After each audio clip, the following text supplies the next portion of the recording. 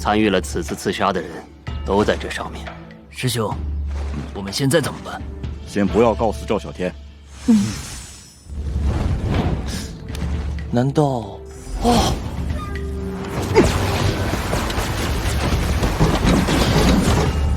不会被我消耗干了吧？师弟，师弟。Cek 1, 2, 3. Halo semuanya, kembali lagi bersama para jagoan. Tentunya masih setia membahas mengenai Donghua Season Jui. Seperti biasa, admin selalu mendoakan kalian semoga selalu dalam keadaan sehat dan dalam kondisi terbaik. Dan kini Mimin akan kembali bahas mengenai cerita dari Season Jui. Penasaran dengan kelanjutan alur ceritanya dan tak berlama-lama, langsung saja kita masuk ke isi ceritanya.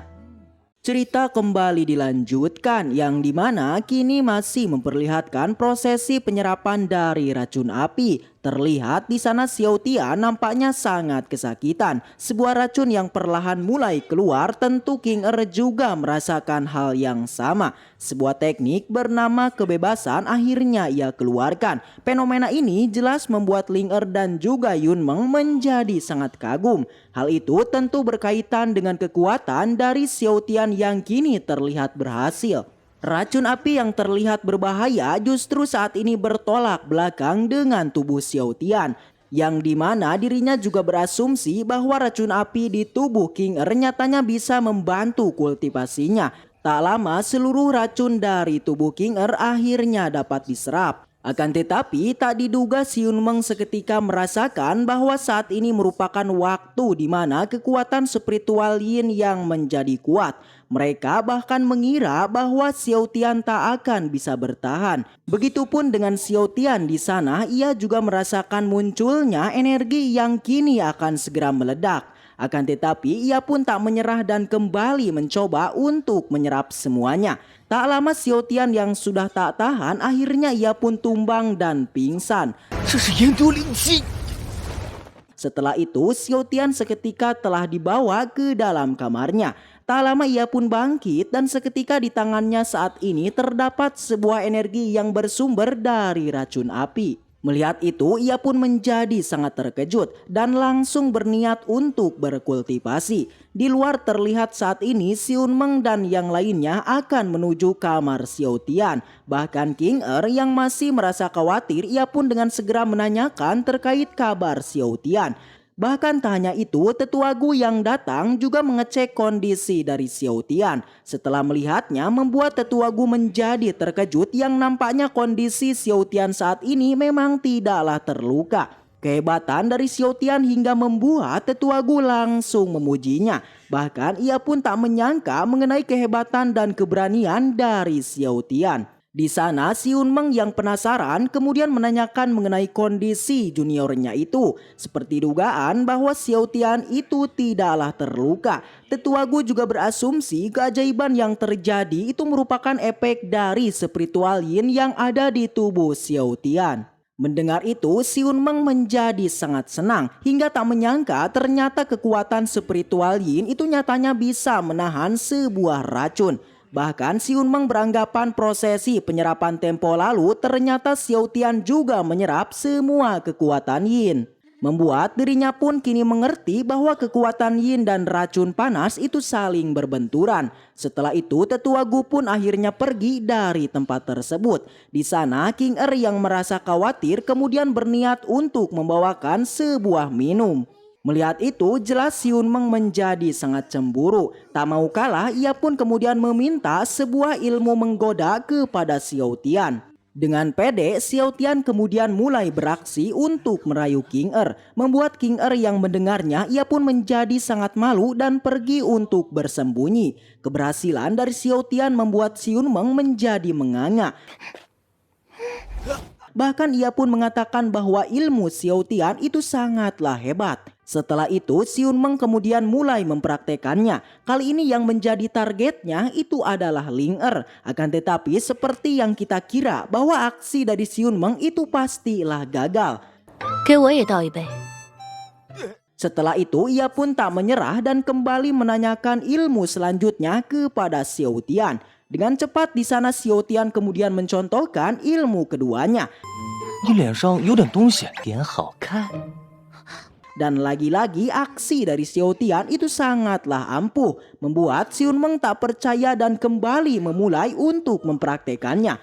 Namun kembali Xun Meng tidaklah berhasil. 皮痒了吗？ Membuat ia pun kini menjadi sangat sedih dan meminta sebuah saran kepada Xiao Tian. 再多传授我点。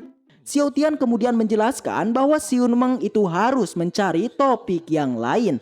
Setelah itu Xun Meng pun mulai berpikir dan tak lama ia pun akhirnya mendapatkan sebuah ide. Perlahan Xun Meng mulai berjalan dan mulai merayu Ling Er. Namun kali ini aksi yang dilakukannya itu tidak hanya gagal, melainkan Xun Meng kini mendapatkan sebuah tabokan. Setelah itu, Xin kemudian berpindah di tempat para tetua. Terlihat di sana tengah melakukan sebuah perbincangan. Xiao Tonghai lantas menanyakan mengenai berita tentang progres penyelidikan itu. Mendengar itu sontak tetua Gu lantas memberikan semua daftar para bandit itu, serta mengatakan terkait asal-usul para bandit yang merupakan orang sewaan. Xiao Tonghai yang melihatnya menjadi sangatlah terkejut.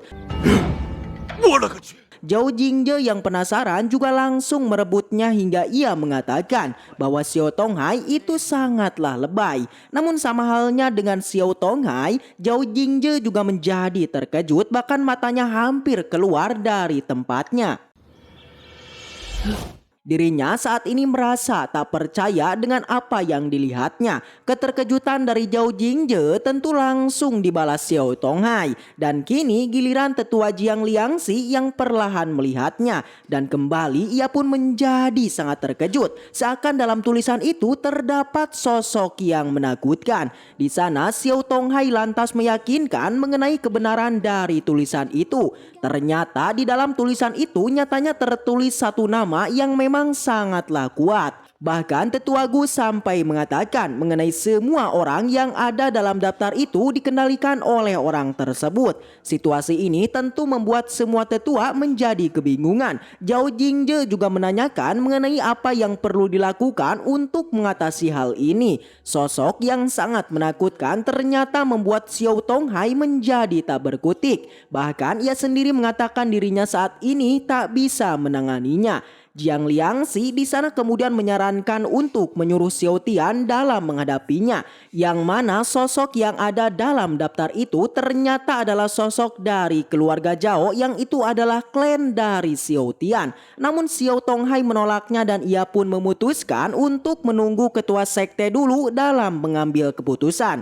Namun mereka semua tak tahu mengenai kepulangan dari ketua sekte. Dengan itu kesimpulan dari pertemuan ini mereka semua untuk merahasiakan mengenai daftar para bandit itu. Pembicaraan pun kemudian beralih di mana Xiao Tonghai lantas menanyakan mengenai persiapan dunia rahasia. Diketahui bahwa dunia rahasia itu merupakan sebuah tempat untuk melakukan ujian para murid. Dan saat ini peserta yang mengikutinya itu terbagi menjadi dua, yakni 13 murid gerbang luar dan 188 murid gerbang dalam. Tak hanya itu, tetua Liangxi juga mengatakan mengenai tingkatan kekuatan dari semua murid, yakni 183 di ranah master bela diri dan 16 orang di ranah martial spirit. Dan untuk ketua tim dari para murid itu adalah Bai Ling Er. Semua orang yang mendengarnya akhirnya setuju. Akan tetapi tak diduga tiba-tiba tetua Gu menyarankan untuk memasukkan Zhao Xiaotian dalam daftar peserta. Awalnya semua tetua di sana lantas menolaknya. Bahkan Xiao Tonghai juga mengingatkan mengenai cerita terkait Xun Meng yang telah memasuki dunia rahasia dulu. Yang dimana tempo lalu semua murid dari gerbang Xiaoyou menjadi sangat kacau. Hal itu atas rasa iri dari masalah itu. Namun tetua Gu masih kekeh untuk memasukkan Xiaotian karena dia berpikir bahwa Xiaotian itu sangatlah berbeda dengan sosok Xun Meng. Dan Xin kemudian berpindah di sebuah gubuk. Di sana terlihat Xiaotian yang tengah berkultivasi. Tak lama dirinya lantas mengingat mengenai energi racun api dari dalam tubuhnya. Dirinya saat ini berniat untuk mengendalikannya. Perlahan Xiaotian mulai menggabungkan energi daukinya dengan racun panas. Bahkan hanya dengan waktu singkat, Xiao Tian akhirnya berhasil hingga ia pun bisa mengeluarkan sebuah energi dari tangannya. Dengan itu, Xiao Tian secara langsung disebut sebagai master bela diri. Kekuatan baru yang kini didapatkan membuat ia pun terus mencobanya. Kekuatan yang mendominasi membuat ia pun menjadi sangat khawatir mengenai perubahan dalam tubuhnya. Tak lama Xiun Meng akhirnya muncul. Seketika dirinya menjadi sangat terkejut saat setelah melihat sebuah lubang tepat di depannya. Sontak Xiun Meng pun langsung menanyakannya. Seketika pula Xiun Meng kembali menganga karena dirinya tak menyangka mengenai Xiao Tian yang telah berada di ranah master bela diri. 你成为武师了？ Pelatihan yang sangat cepat dan keajaiban yang terjadi membuat Xiun Meng merasa tak berguna. Hal itu berkaitan dari pelatihannya yang memang sangatlah lama. Bahkan pelatihan untuk mencapai master bela diri dirinya membutuhkan waktu hingga 2 tahun lamanya. Setelah itu di sana Xiun Meng kemudian mengabarkan mengenai tentang berita gembira. Xiao Tian yang penasaran lantas ia pun mulai berasumsi bahwa itu adalah sebuah kencan. Dan cerita pun bersambung. Sekian alur cerita Season Jui part 12. Dan jika kalian suka dengan donghua ini, Mimin dengan senang hati dan bangga pasti melanjutkan ke part selanjutnya. So segitu aja cerita kali ini, mudah-mudahan kalian semua terhibur dengan alur cerita yang Mimin sampaikan. Dan sampai jumpa di video selanjutnya. See you next time and seperti biasa, salam para jagoan.